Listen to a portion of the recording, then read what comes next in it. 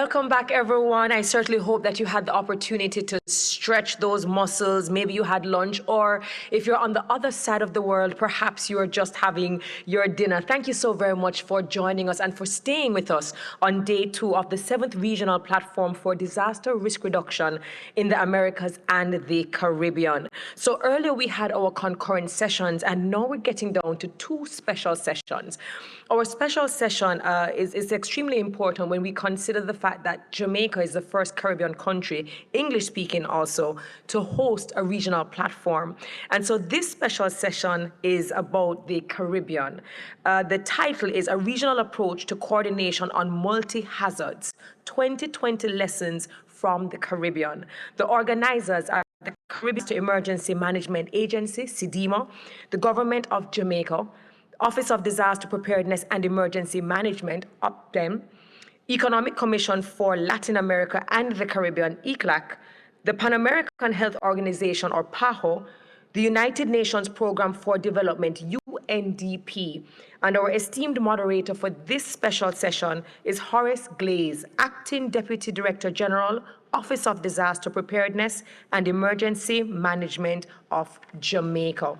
We also have the Learning Lab, and that is a closed session. If you happen to register before then, you would have received a link in your inbox. Certainly go ahead, check to ensure that you have the link and click on the link.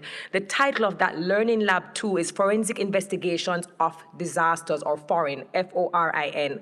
The organizers are the Social Studies Network for Disaster Prevention in Latin America and the Caribbean, LARED, the United Nations Educational, Scientific and Cultural Organization, UNESCO, and the moderator, Alonso Brenes, coordinator of the Social Studies Network for Disaster Prevention in Latin America and the Caribbean, LARED, and Zelmira May, responsible for disaster risk management, UNESCO, Montevideo. Please enjoy.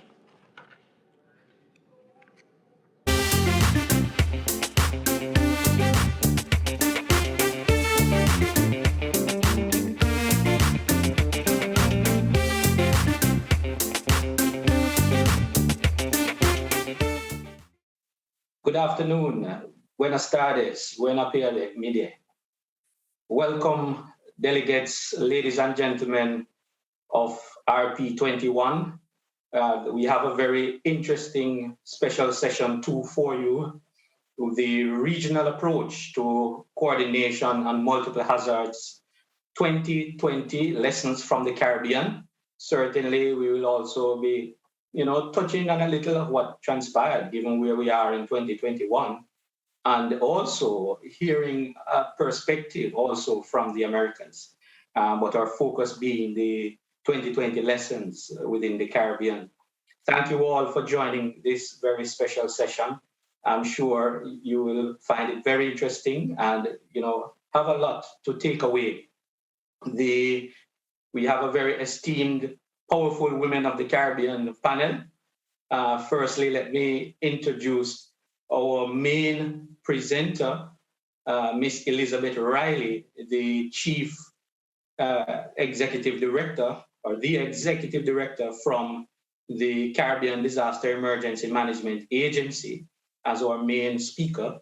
Then we have our panelists. Our first panelist is Miss Michelle Forbes, Director, National Emergency Management Organization of the St. Vincent and the Grenadines. Then we have Miss Cynthia Bishop, Associate Administrator of the Office of Policy and Program Analysis, the Federal Emergency Management Agency in the United States of America. We also have Dr. Joy St. John, Executive Director, Caribbean Public Health Agency, CARFA. And of course, we also have Ms. Claudia Herrera, Director, the Coordination Center for the Prevention of Disasters in the Central America and the Dominican Republic, CIPERDINAC. Thank you all again, participants, and we will move straight to our first speaker, Ms. Elizabeth Riley. Thank you very much, moderator, and good afternoon to you and to my fellow panelists. And thank you to all participants for joining this special session. We're very honored to have you.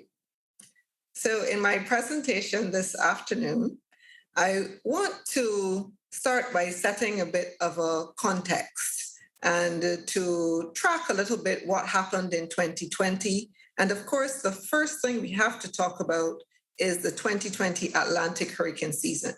And as you know, this was a record-breaking season where we had 30 named storms, 14 of which became hurricanes and 7 were major hurricanes. Now, this, of course, is a reflection of what we will come to expect as we endure more of our changing climate in our region. But I also want to talk a little bit about the multi-hazard context, which is why we are here. So the hurricane season, that very active hurricane season, took place against the backdrop of COVID-19. We had our first cases in March of 2020. But in addition to that, we saw activity in a number of other areas and a number of other hazards. So towards the end of the year, we moved into the effusive eruption of the La Soufrière volcano in St. Vincent.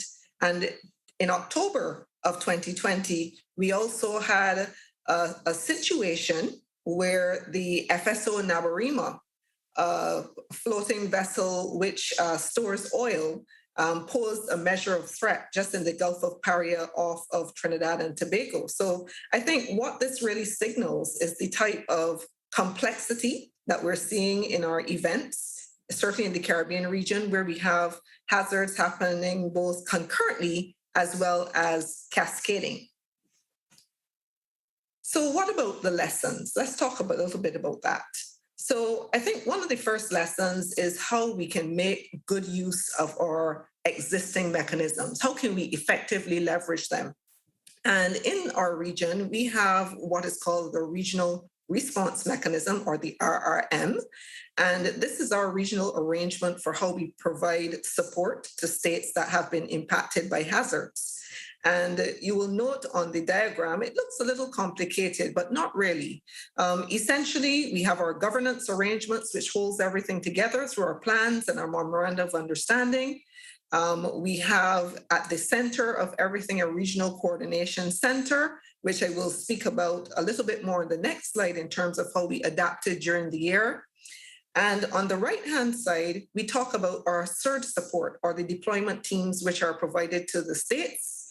And towards the bottom, you will notice we have what are called our sub-regional focal points, which are Barbados, Trinidad, Antigua and Barbuda, and Jamaica. And they perform a very special function within our system to make sure that geographically we're able to respond quite quickly. So I think the critical message here was really about agility and flexibility. And we recognize that we definitely could use our existing mechanisms, but we should not be afraid to pivot and to find new ways in which that mechanism could become more effective. And one of the ways that we found was in adjusting our governance arrangements, particularly as it related to our regional coordination center. And specifically as it related to COVID-19, we established a new cell within our regional coordination center. And this is our core coordination group on health. One of the members is here with us today, Dr. St. John, who's the executive director of CARFA. And this was a very critical mechanism, allowing us to have a very close coordinating relationship with the health sector as we traverse the COVID-19 pandemic. And this arrangement is still working. We also recognize the importance of partnerships. This was a loud message from 2020. And working closely with our regional and our international partners, very importantly, towards common results. And once we had agreed to the direction that we wanted to go and what we were trying to achieve, the coalescing around those common results became much easier. And in fact, this mechanism, the core group, it functions up to today. And we also have support from the institutions of the security cluster who worked alongside us. And you will see, for example, that the regional security system and CARICOM impacts are integrated into that partnership diagram. I think the season also taught us how to maximize opportunities. because as challenging as COVID-19 was, we found that there were spaces where we could try new things and to explore areas that we had not fully explored before. And one of those areas was in the area of logistics. And recognizing the challenge that the region was having in accessing personal protective equipment, and also in keeping with the efforts of our political leadership to identify and leverage PPEs for our Caribbean states, we set up an integrated regional logistics hub in Barbados, located at the Bridgetown port for marine items which were coming in via marine transport, and also at the Grant Adams International Airport for those which came in by air. And we were able to work together with private sector partners, including regional airlines, our military colleagues, including the French installation in Martinique, to ensure that these personal protective equipment items, as they came into Barbados, they were pushed back out very quickly to all of our CARICOM states, full members and associate members, and this was quite a successful exercise. The other key message, I think, is that it's really about the people.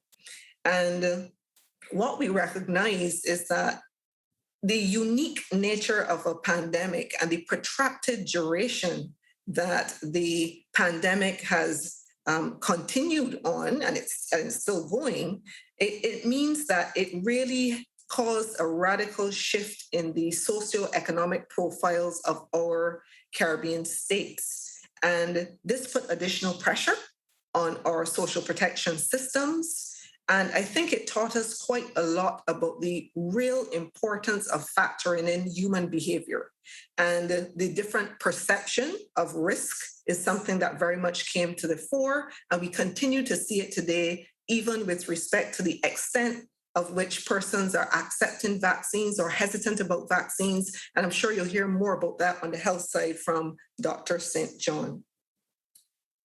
So I want to conclude by just raising the point of resilience, because we have, as an agency, have been promoting resilience as a critical goal of our region since 2001. And in going through the 2020 season with the diversity of the hazards that we have faced, the new challenges that we have faced, the need to really adjust, be agile, be flexible, it really points us back to the central and foundational message that the work that we do, it must be focused on building resilience. And in doing so, there are a number of critical parameters that we have to treat with as we build that resilience, where we are looking at maximizing economic opportunities, where we are discussing operational readiness and recovery, environmental sustainability, social protection for the marginal and the most vulnerable, as well as safeguarding our infrastructure, because that is where we see a lot of losses happening in the region.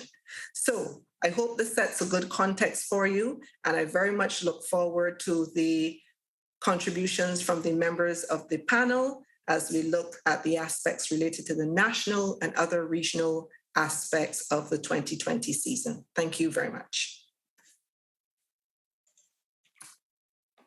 Gracias, Senorita Riley. Thank you very much for setting the context so nicely for this session. Some strong statements coming out there. Record-breaking 2020 hurricane season. Strong regional mechanism to be further strengthened through lessons and experiences. Partnerships for effective coordination. People vulnerability and the perception of risk. Thank you. We move now to our first panelist, Ms. Michelle Forbes, Director, National Emergency Management Organization of the St. Vincent and the Grenadines.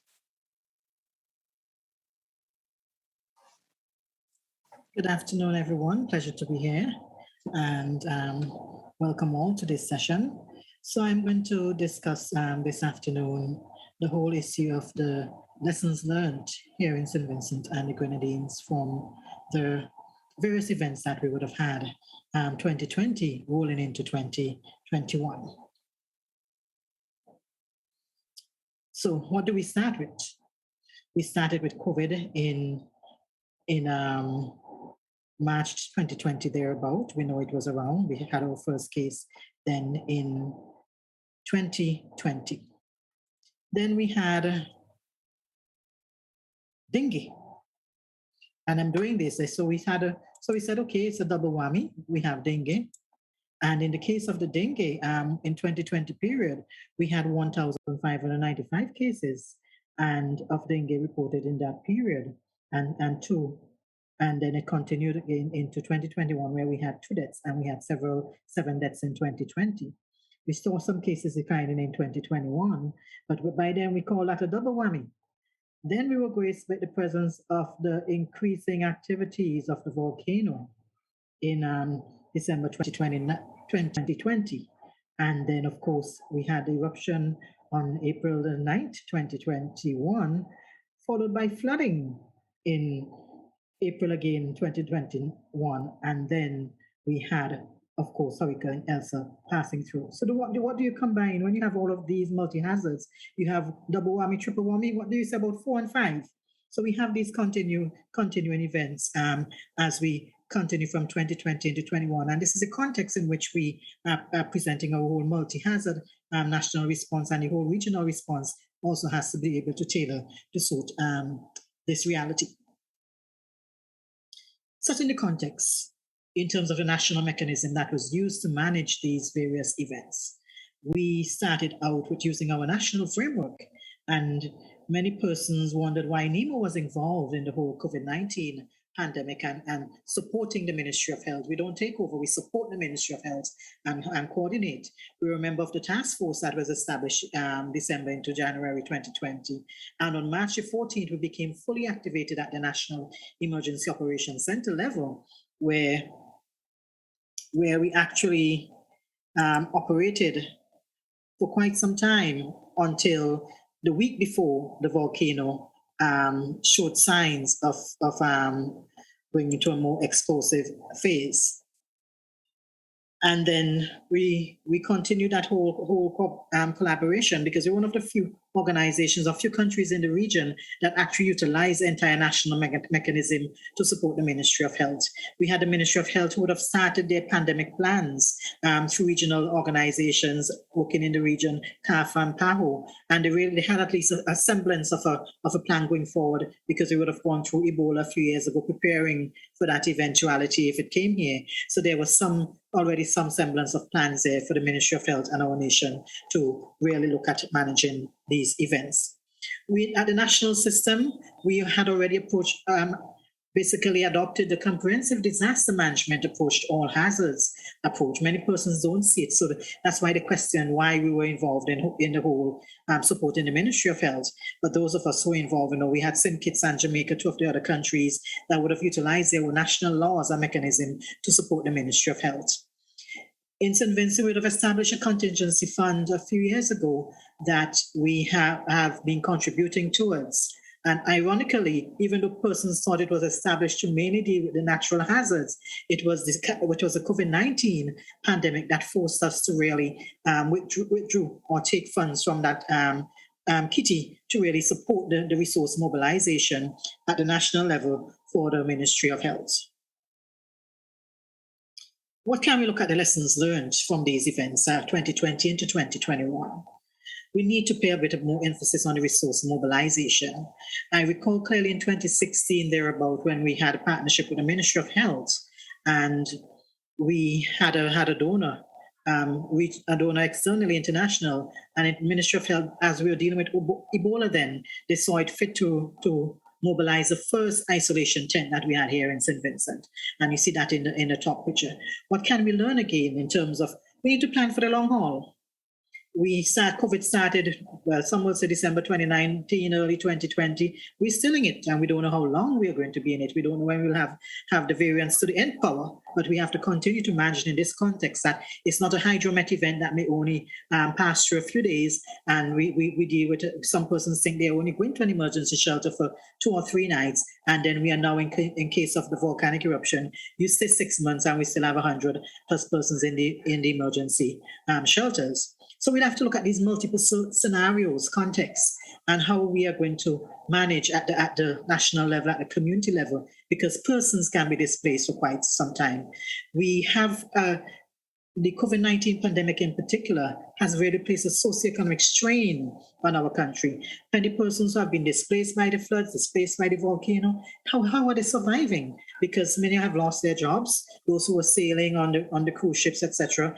And now it places another strain on the country and economy. We saw the economy declining by 3.5% in 2020 from the COVID pandemic, and doubled with the volcanic eruption, we're looking at 6.5% thereabout. So we need to focus a lot of these things in terms of our looking at our resource mobilization, because we recognize that COVID had already basically disrupted our supply chain. We couldn't get cuts in preparing for the volcanic emergency. We were looking for supplies for the health sector, and it was difficult for us to really to manage in some cases. We have to follow the science. I don't want to debate the science on the COVID-19, but we have to follow the science, especially in terms of the volcanic eruption. Many thought it would stay effusive for a while the scientists was preparing us for that event. We knew it was going to go bang at some point, because we didn't have a contract with the volcano to say, hey, come tomorrow, or come next week, or come next year. It came when it was supposed to come. In lessons learned, we look at the data management tools, our logistics support systems. When we started out, for example, with the COVID, that was one of our challenges, and we saw it manifesting itself again in the volcano emergency. We didn't have those kind of tools to capture the information, capture passengers coming in as we'd like, issuing them with passes or exemptions coming into the country, to be able to really track to see what was happening with these families. So that is one of the some of the challenges that we have. Let's look at the regional coordination now aspect of it. I think my time is almost out. I really want to applaud the regional organizations that supported these events in the region, like SCAFA, the Regional Response Mechanism through CIDEMA, and the RSS, who would have supported the Ministry of Health in particular, and us later with the scientists being able to bring the scientists to St. Vincent, taking the samples to Trinidad, and we have to tout this regional response mechanism that we have had. This is just a snapshot of things that have happened over the last few months, 2020 into 2021, recognizing that we need to also see the opportunities in our partnerships with our military organizations, the scientific community, and find alternative routes and means to get into communities. Because after Hurricane Elsa in July 1st, 2021, we had to get into the community by vote. Right, the way forward, as I wrap up, we need to really look at strengthening both our national and regional systems, strengthen our national disaster risk reduction plans, to talk about displacement, talk about pandemics, public health plans. I've never seen in my life one sector that would have actually created so many changes in their laws over this period of time, because they had to make amendments to the old public health laws, and also to basically formulate protocols, procedures to really manage this whole pandemic in the region. And I don't think St. Vincent and the Grenadines was no exception. We have to update our legal framework to support it, and we have to also focus on the ICT platform that can go across all hazards, all sectors.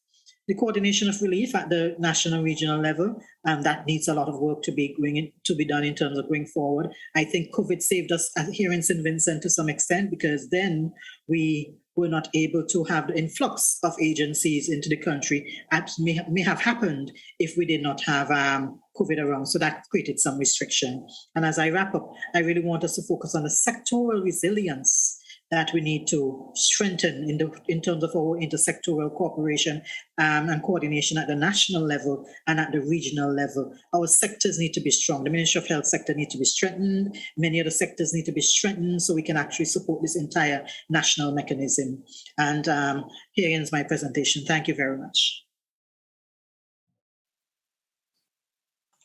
Thank you very much, Ms. Forbes. There you have it. We see double and triple one is complex disaster response, migration, mobilization challenges, etc. Thank you for that interesting experience of the St. Vincent and the Grenadines. We move on now to our second panelist, Ms. Cynthia Pishak from the Federal Emergency Management Agency. Thank you, Mr. Glaze. It's an honor to be here amongst this impressive set of panelists. I appreciate the opportunity to discuss the Federal Emergency Management Agency's, or FEMA's, role in the COVID-19 pandemic response and other catastrophic disasters over the past year and a half or so. As you know, from 2020 forward, the global emergency management community faced historic challenges as we adapted to performing our critical missions in the coronavirus or COVID-19 pandemic environment. It seems that each year we ask more and more of our emergency managers at all levels to meet the needs of the public doing a variety of compounding events. Michelle spoke a bit about this in the type of role around our all hazards approach. During the COVID-19 pandemic, as Liz highlighted, 2020 brought us a record-breaking season of hurricanes. And in addition, the United States government was responding to wildfires, flooding, and several other natural disasters. While we effectively responded to each of these events, the COVID-19 environment made the response and recovery efforts much more challenging. FEMA and partners at all levels of government developed plans to adapt response and recovery operations to ensure prioritization for life safety, life sustainment, and the protection of the workforce, and continue to deliver on the FEMA programs. These plans are based on key emergency management principles, which focus on pushing decision-making to the lowest level possible. The United States emergency management system is most effective when it's locally executed, state-managed, and federally supported. FEMA utilizes 10 regions across the country to coordinate requirements with state governments, local, tribal, and territories. Coordination bodies participate in these daily resource adjudication processes at all levels of government. The allocation of personnel and equipment must be made on a sequence of use rather than on urgency. For example, we don't need to send vaccines to a place where no one is available to administer them. FEMA issued response planning guidance to state, local, tribal, and territorial partners at the start of the 2020 hurricane season, with a specific focus on how we could adapt to the COVID-19 environment. For example, the guidance focused on how FEMA would support remote disaster operations, given the complexities of the pandemic and the need to minimize the number of response personnel and survivors at risk. This guidance also encouraged local jurisdictions to review their response planning to ensure they could continue to meet existing command control responsibilities while also being prepared for any future requirements brought on by evolving and emergent incidents throughout the year. If you're interested, this guidance is also available to the public on FEMA.gov, and it's titled the COVID-19 Pandemic Operational Guidance.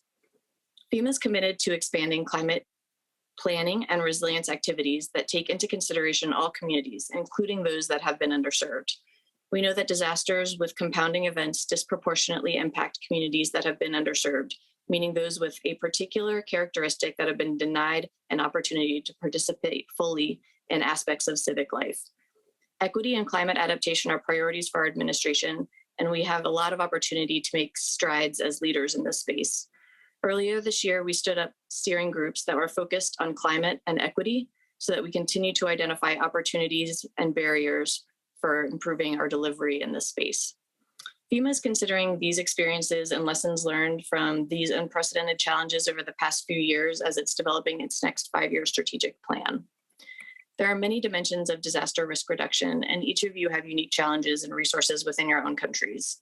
In our experience, successful disaster risk reduction efforts are those that originate at the local level, where those initiatives and long-term projects reflect the values and the priorities of those communities. So with that, I'll close with sharing some of our critical approaches to enabling success in this multi-threat or response environment that I hope resonate with you. The first is communicating early and often about the prioritization of personnel and equipment across concurrent events. The second, similar to some of Liz's remarks, are considering employee safety. People must come first, and it's hard to meet the mission if we're worried about things like our family and how we can keep ourselves safe.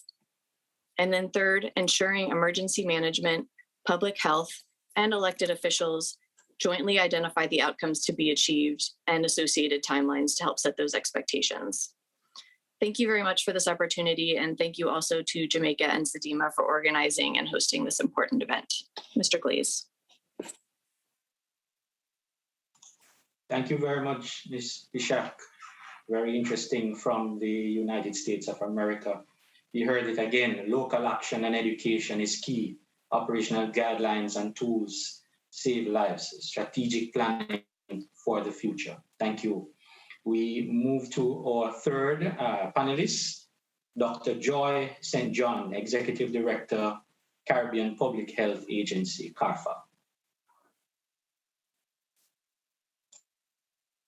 Hello. Let me see if I can get this clicker open. Great.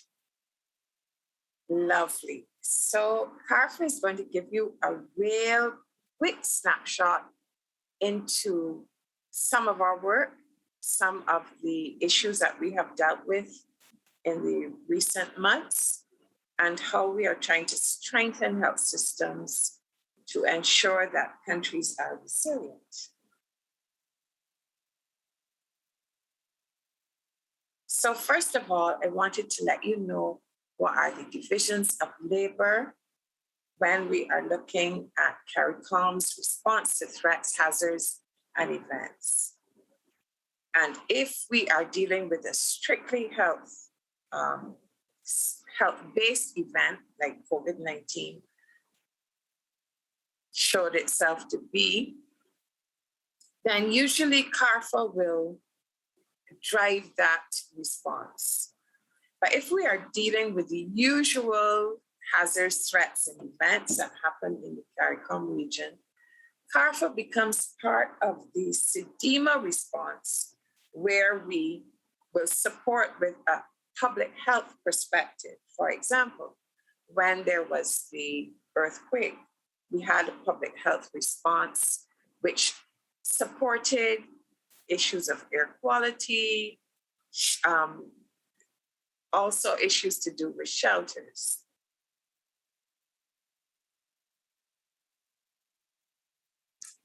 Next slide, please.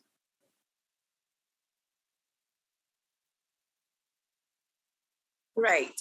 So there is a think tank within CARPHA called the Incident Management Team for Emergency Response. And this gives you a little idea of how we work. The incident management team is certain to deal with all of the threats that are known to us. And also we are into forecasting.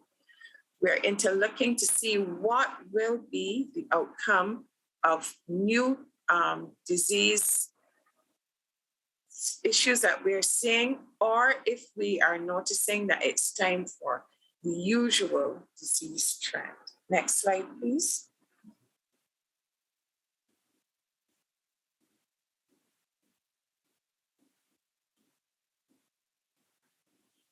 So this gives you a little bit about what are some of the multi-country impacts and disaster responses that we've had in recent times. In the past year, we've dealt with floods, we've dealt with volcano, we've dealt with COVID-19, and we have also dealt with an interesting anomaly that, thank God, did not turn into a real event. And this is the issue of the Naparima listing full of oil.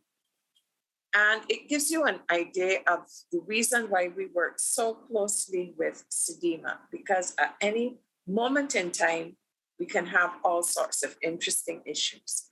Let's give you an idea of some of the support that we gave to La Soufrière, the volcanic eruption in St. Vincent and the Grenadines. So we did things as expected as monitoring the disease trends within the shelters, to some even more interesting things like doing menus for those in the shelters.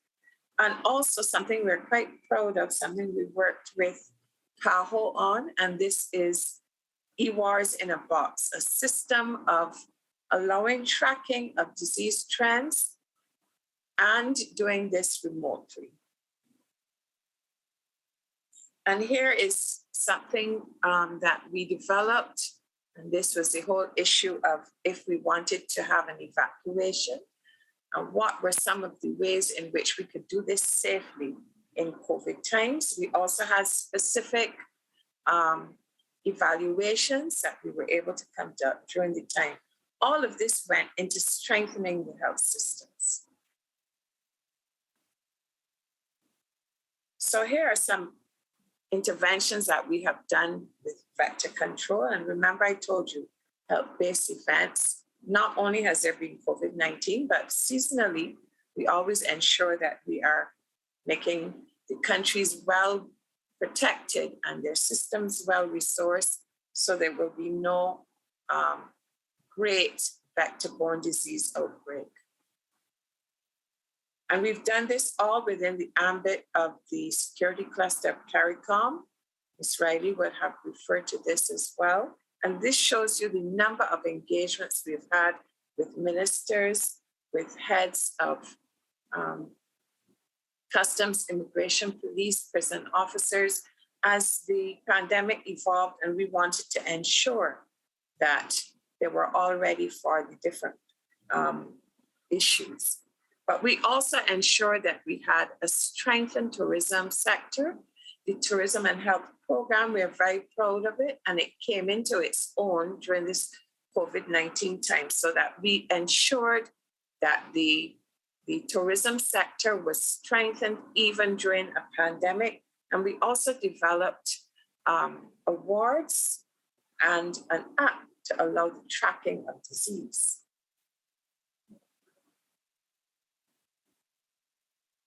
And we cannot forget the whole issue of counterfeit medications.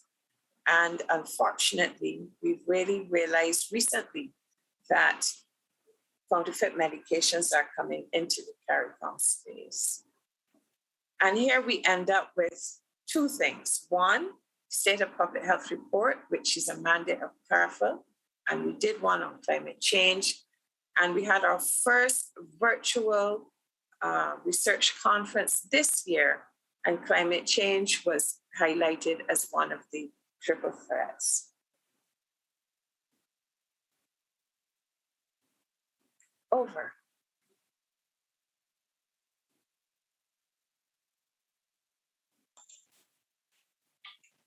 Thank you very much, Dr. St. John. Very interesting set of experiences from CARFA. We hear it again, with upwards of 3 or more hazards in a complex response. One is further highlighted. Think tank, a very interesting approach in terms of an incident management team response. Thank you very much, Dr. St. John. We now have our final panelists, Ms. Claudia Herrera, Director, the Coordination Center for the Prevention of Disasters in the Central America and Dominican Republic, CEPRDINA. Muy buenas tardes, es un placer para el Centro de Coordinación para la Prevención de los Desastres tener la oportunidad de compartir los retos, los desafíos y esas lecciones aprendidas de un escenario complejo que nos tocó enfrentar específicamente en el año 2020, que representó un escenario sin precedentes, un escenario sumamente aquejador para nuestra región en Centroamérica y República Dominicana. Múltiples fenómenos naturales afectaron a nuestros países, en los que podemos destacar los huracanes ETA y IOTA y las tormentas tropicales Amanda y Cristóbal. Estos eventos detonaron una gran cantidad de inundaciones, de deslizamientos en un escenario ya multiamenazas que incluyó la pandemia del COVID-19 como un factor que hizo aún más complejo este escenario de riesgo y de respuesta. Los impactos humanos, económicos y materiales causados por estos eventos persisten todavía en nuestra región, específicamente en esta tercera ola de la pandemia que nos aqueja. Es importante considerar que los huracanes, la pandemia y otros fenómenos más locales no solamente afectaron los medios de vida de muchas personas en nuestros países, sino que también los recursos humanos, técnicos y financieros de los sistemas nacionales de gestión de riesgo y respuesta a emergencias que han estado en una emergencia ininterrumpida desde el 2020. El reto es aún mayor, pues se encuentra una región todavía sufriendo los impactos de los huracanes de la pandemia, con necesidades de financiamiento, de coordinación y de colaboración aún más grande que en años anteriores. Estas tormentas y huracanes significaron importantes pérdidas y daños para la mayoría de nuestros países. En el caso de los huracanes Eta y Iota, en noviembre del 2020 en Guatemala, Honduras y Nicaragua sumaron pérdidas, daños y costos adicionales por alrededor de 2.207 millones para Honduras, 742 millones para Guatemala y 2.207 también para Honduras, y para Nicaragua 742 millones. Para El Salvador, el paso consecutivo de Amanda y de Cristóbal significaron pérdidas y daños por un total de 2.900 millones, principalmente concentrados en el sector privado. Todos los países de nuestra región, incluso aquellos que no se vieron directamente afectados por las tormentas, vieron comprometida su actividad económica por la interrupción del funcionamiento de las cadenas de abastecimiento, entre otros aspectos que les afectaron. De acuerdo a la OIM, en noviembre del 2020, en un estudio que nos colaboraron, más de 1 millón de personas se vieron desplazadas en diferentes países de la región centroamericana debido a los impactos de estos huracanes, específicamente Eta y Iota.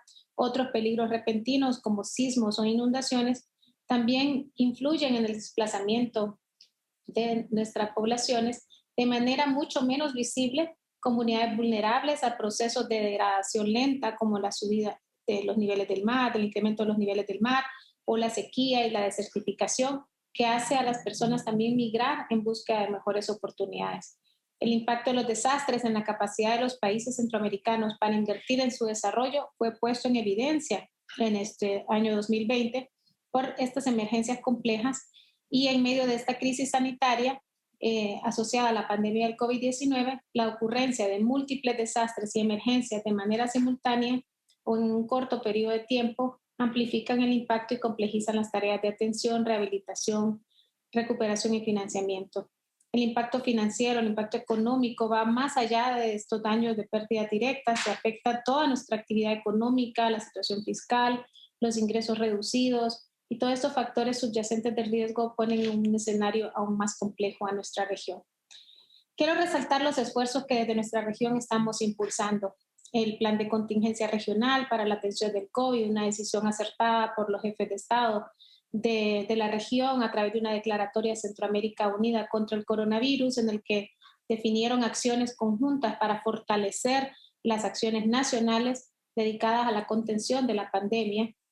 Eso también nos permitió tener desarrollar esfuerzos en el marco del Mecanismo Regional de Asistencia Humanitaria y en el desarrollo de nuestra plataforma de información y coordinación, a través de la cual hemos desarrollado coordinaciones efectivas con instancias internacionales para la observación geoespacial, para tener más información sobre el análisis de la exposición y vulnerabilidad, así como también procesos de recuperación y reconstrucción tras el paso de estos eventos que afectaron a la región, y se está haciendo un análisis de los nuevos escenarios de riesgo que ocasionaron la afectación de estos eventos climatológicos.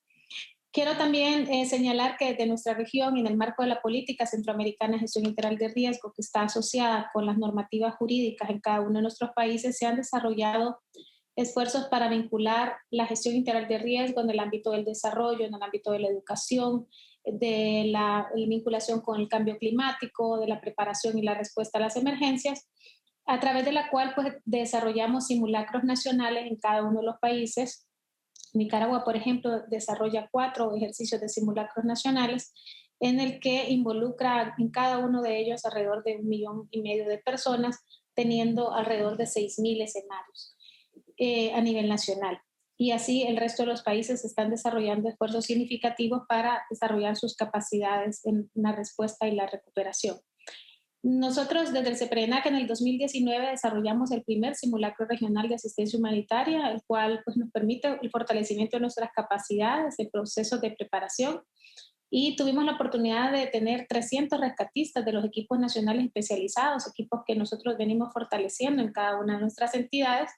Y a través de este simulacro pudimos verificar las capacidades de coordinación, de práctica, de preparación y de rescate en estructuras colapsadas y de acuerdo también a las características multiamenazas de nuestra región, con el objetivo de salvar vidas y brindar asistencia humanitaria de calidad.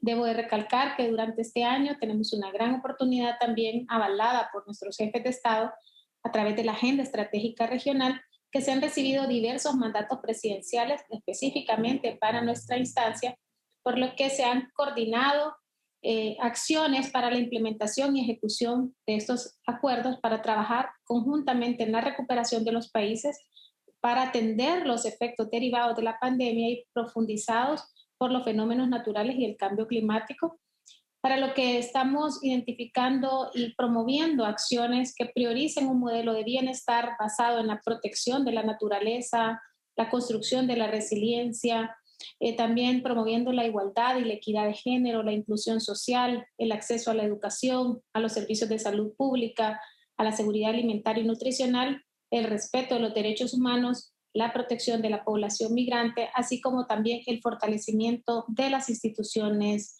que han estado en la primera línea de la respuesta, la lucha contra la corrupción y el crimen organizado, todo esto con un esfuerzo articulado, intersectorial, en el marco de la institucionalidad del sistema de la integración centroamericana, con el fin de avanzar hacia una senda de desarrollo sostenible y en el cumplimiento del marco de Sendai, que también está vinculado a nuestra política centroamericana que constituye el marco orientador de la gestión integral de riesgo, así como también los compromisos que tienen nuestros países hacia el alcance de los Objetivos de Desarrollo Sostenible al 2030.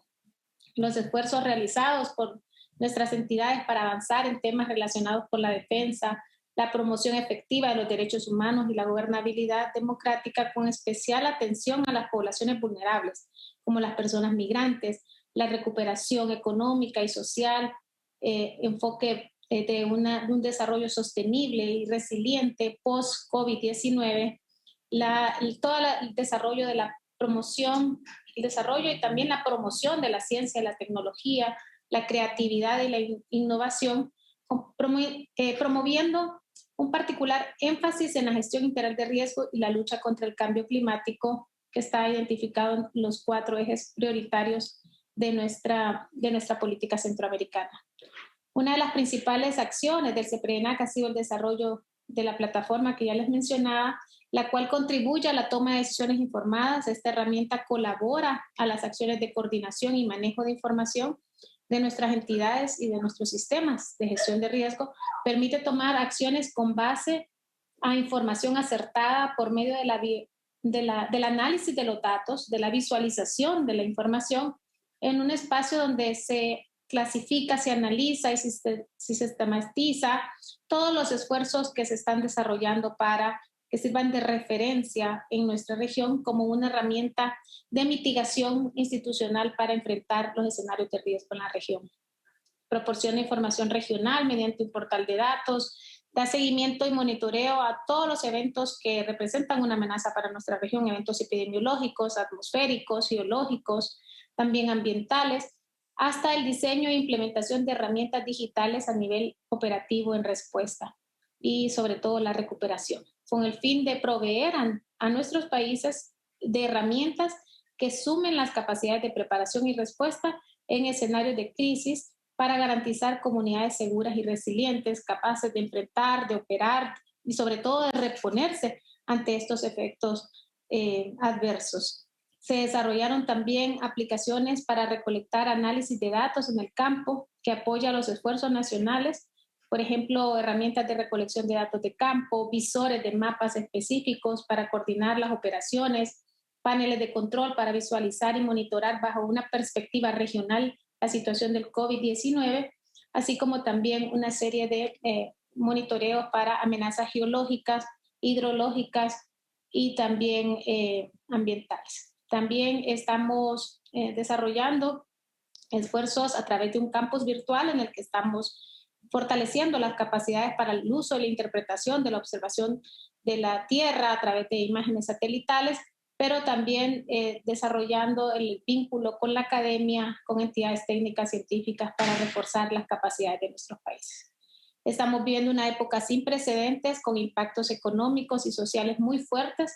Debemos de trabajar unidos en el cuidado de nuestra población, incentivando sobre todo acciones que construyan una cultura de prevención que esté orientado a promover un enfoque sistémico, holístico y sobre todo integral, y que construya una región resiliente, sostenible, donde todas las acciones estén orientadas a aliviar el sufrimiento de nuestra población que está cada vez más expuesta y más vulnerable y a minimizar los efectos de los desastres. Ahora, más que nunca, estamos conscientes que en el marco del proceso de recuperación, desde nuestra instancia, concentramos todos nuestros esfuerzos para fortalecer las capacidades ante un efecto de prepararnos mejor ante las características multiamenazas, a crear instrumentos de coordinación regional que aseguren la cooperación entre nuestros países y sobre todo que mejoren las condiciones de desarrollo bajo una necesidad de visión transformadora, de orientar las inversiones hacia esa transformación y sobre todo de una mayor concertación y articulación a nivel sectorial. Esto requiere pasar de la gestión de los desastres a una verdadera gestión de riesgo y sobre todo una construcción de resiliencia y la adaptación al cambio climático en todas las dimensiones del desarrollo. Es hacia ahí donde estamos orientando nuestros mayores esfuerzos y muchísimas gracias por darnos la oportunidad de compartir. Gracias.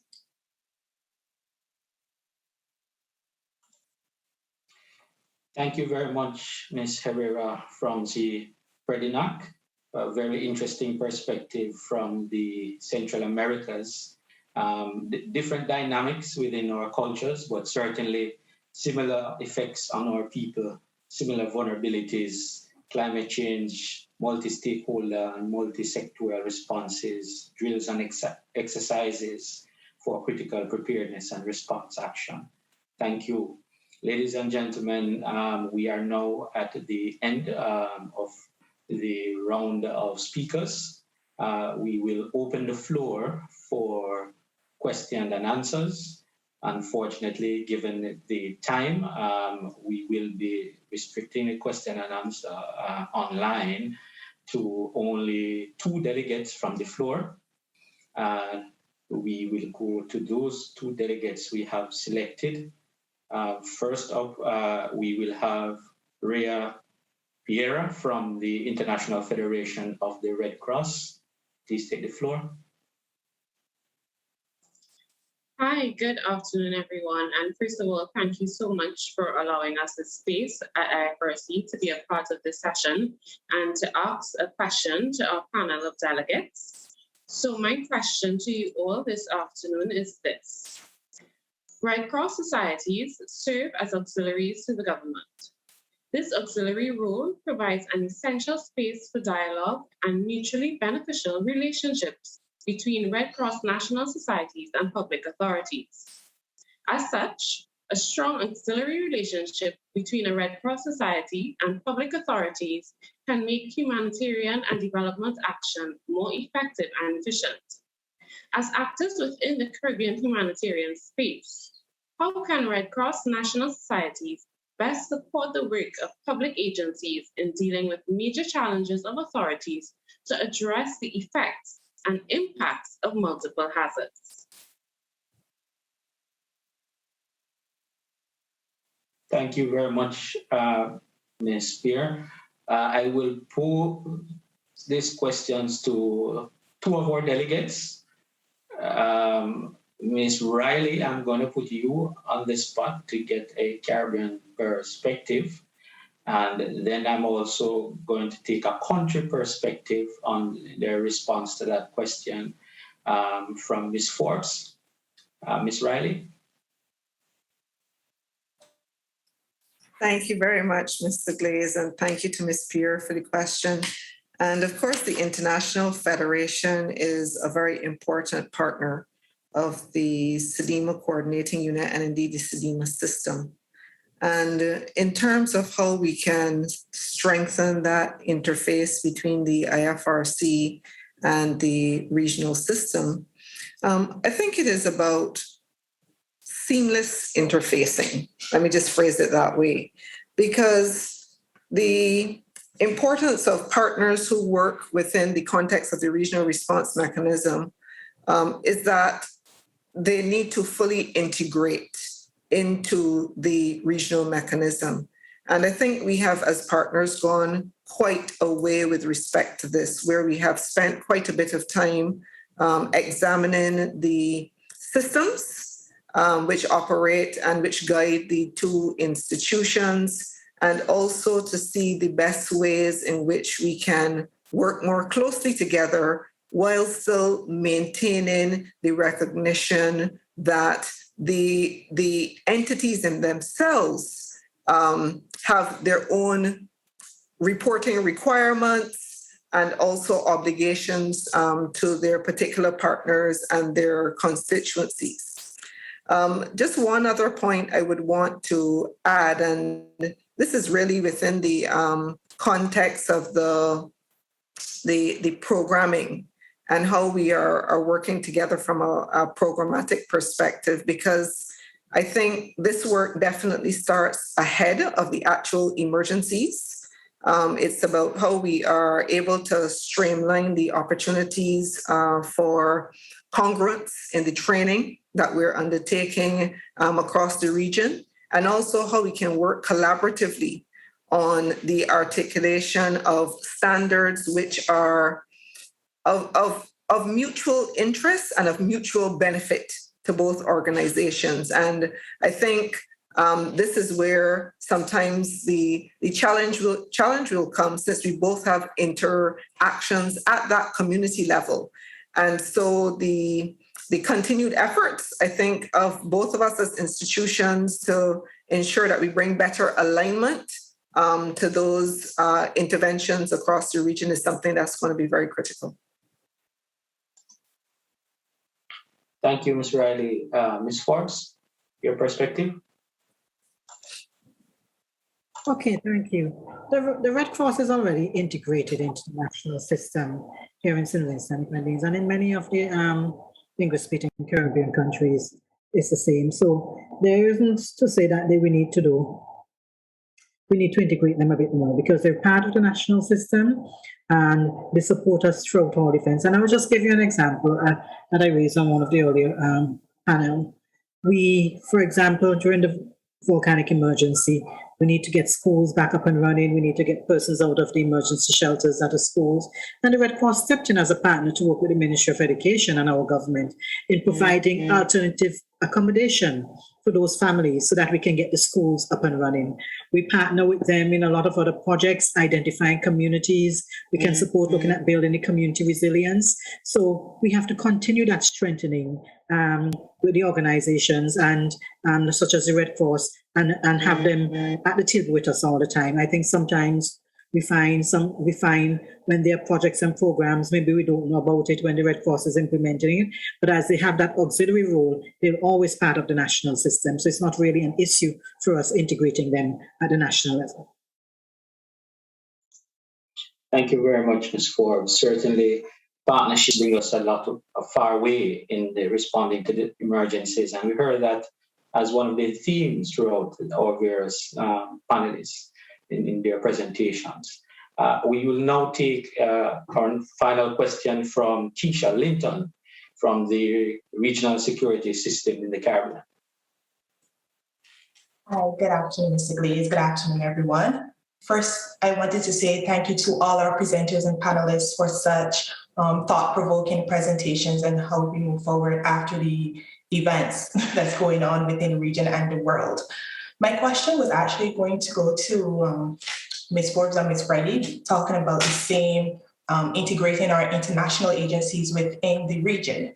However, I will now pose that question to Cynthia, noting that with the current increase and frequency in hydrometeorological hazards, and given the seismic activities that have been occurring in the region over the last couple of years, and unfortunately noting some of the resources are lacking within the region, wanted to know how does Cynthia see FEMA integrating and offering support to the Caribbean?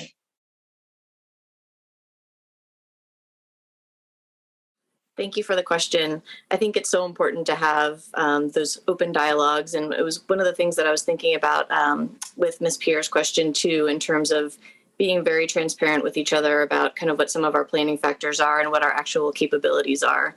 And so having that kind of open dialogue around what are opportunities, what are things that we might know are risks or capability gaps that we should be able to think about and talk to each other about and plan for more broadly. And there's certainly a lot of value in whether they're forums like this or we have the opportunity to share kind of lessons learned around that space, and also provide some visibility into what are some of the unique local things we can focus on and learn more about the communities so that it is the best type of support that we can offer and learn from each other. So that would be my answer to your question.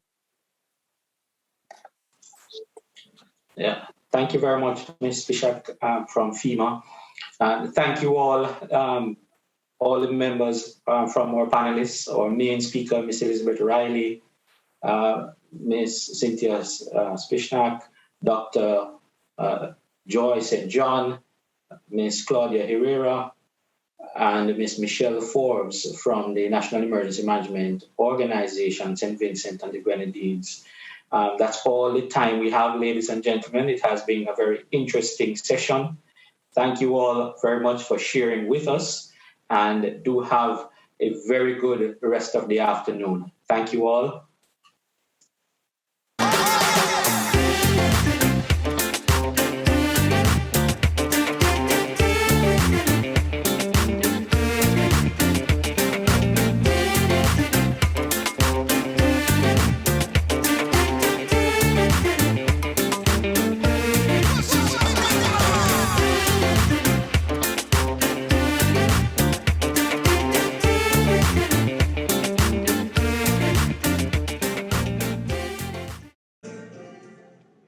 Fantastic stuff coming out of these sessions. Definitely some common themes from yesterday into today.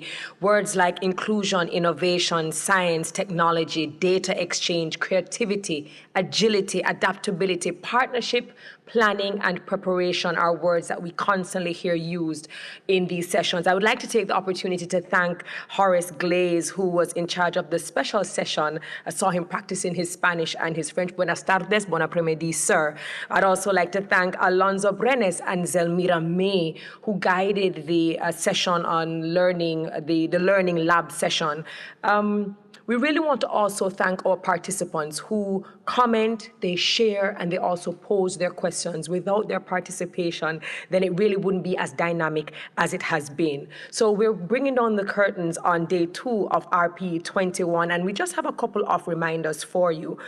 Number one, we have virtual tour. There's a virtual tour that is sitting right now on the Hopin platform, and it's an ideas incubator. There are 29 new ideas on disaster risk reduction that have been put forward. And so you have the ability to go, to click on, to visit, to look at this virtual tour, to explore and to learn and possibly come up with new ideas of your own. Not only is the virtual tour there, we also have official statements from member states, intergovernmental organizations, and other partner groups from which you may learn a thing or two. For the members of the media fraternity, I am reminding you that tomorrow is your very last time, your last chance to sign up and to register for the media training that has been taking place over the last 2 days, and it is specific just to our journalists with regards to covering news and how to use appropriate language when we're speaking about disasters. Again, we want to take the opportunity to acknowledge our partners. Thank you so very much to the organizer, the Government of Jamaica, specifically the Ministry of Local Government and Rural Development, as well as co-organizers, CDEMA, Caribbean Disaster Emergency Management Agency, as well as UNDRR, the United Nations Office for Disaster Risk Reduction. We added a live Twitter feed right there, so if you're using the Hopin platform and you're using the hashtags, hashtag RP21, hashtag ResilientJA, hashtag Resilient Caribbean, hashtag Sendai Americas, then we will see that live Twitter feed. Before we say goodbye, I would just like to say that in the special session that Horace Glaze was moderating, it was very nice to see a panelist and a speaker from SVG. I don't know if a lot of you are aware, but from last year into this year, a lot of our dignitaries from SVG, panelists, speakers, and participants, they were not a part of a lot of our virtual ecosystem or virtual events because of the disasters that they experienced. Not only did they have the eruption, but they had flooding right after, and then of course they had evacuation, all while dealing with a pandemic. So when we look at the theme, building resilience, it's really nice to see SVG participating, and I think they are examples of what resilient people, especially in the Caribbean, look like. So on behalf of everyone here, we're coming to you live from the Jamaica Conference Center. We wish you all the best. Sleep tight for those who are already on their way, and for those of us who are here and on our way home, I wish you a very safe trip. We will see you tomorrow, same time, same place. We look forward to serving you. Take care.